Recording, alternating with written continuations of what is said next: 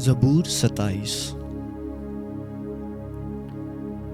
خداوند میری روشنی اور میری نجات ہے، مجھے کس کی دہشت؟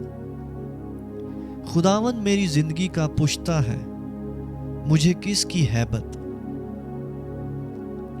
جب شریر یعنی میرے مخالف اور میرے دشمن میرا گوشت کھانے کو مجھ پر چڑھ آئے تو وہ ٹھوکر کھا کر گر پڑے۔ خواہ میرے خلاف لشکر خیمہ زن ہو، میرا دل نہیں ڈرے گا۔ خواہ میرے مقابلے میں جنگ برپا ہو تو بھی میں خاطر جمع رہوں گا۔ میں نے خداوند سے ایک درخواست کی ہے، میں اسی کا طالب رہوں گا کہ میں عمر بھر خداوند کے گھر میں رہوں، تاکہ خداوند کے جمال کو دیکھوں اور اس کی ہیکل میں استفسار کیا کروں، کیونکہ مصیبت کے دن وہ مجھے اپنے شامیانہ میں پوشیدہ رکھے گا، وہ مجھے اپنے خیمہ کے پردے میں چھپا لے گا، وہ مجھے چٹان پر چڑھا دے گا۔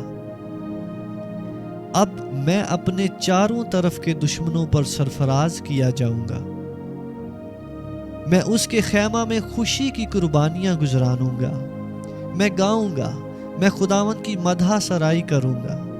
اے خداوند، میری آواز سن، میں پکارتا ہوں، مجھ پر رحم کر اور مجھے جواب دے۔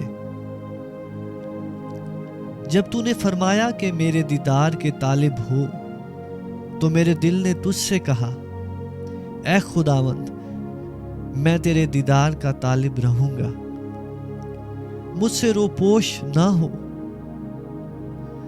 اپنے بندہ کو قہر سے نہ نکال۔ تو میرا مددگار رہا ہے، نہ مجھے ترک کر، نہ مجھے چھوڑ، اے میرے نجات دینے والے خدا۔ جب میرے باپ اور میری ماں مجھے چھوڑ دیں تو خداوند مجھے سنبھال لے گا۔ اے خداوند، مجھے اپنی راہ بتا اور میرے دشمنوں کے سبب سے مجھے ہموار راستہ پر چلا۔ مجھے میرے مخالفوں کی مرضی پر نہ چھوڑ، کیونکہ جھوٹے گواہ اور بے رحمی سے پھنکارنے والے میرے خلاف اٹھتے ہیں۔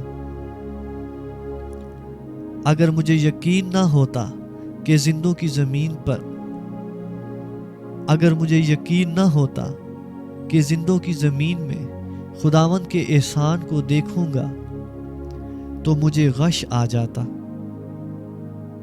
خداوند کی آس رکھ، مضبوط ہو اور تیرا دل قوی ہو۔ ہاں، خداوند ہی کی آس رکھ۔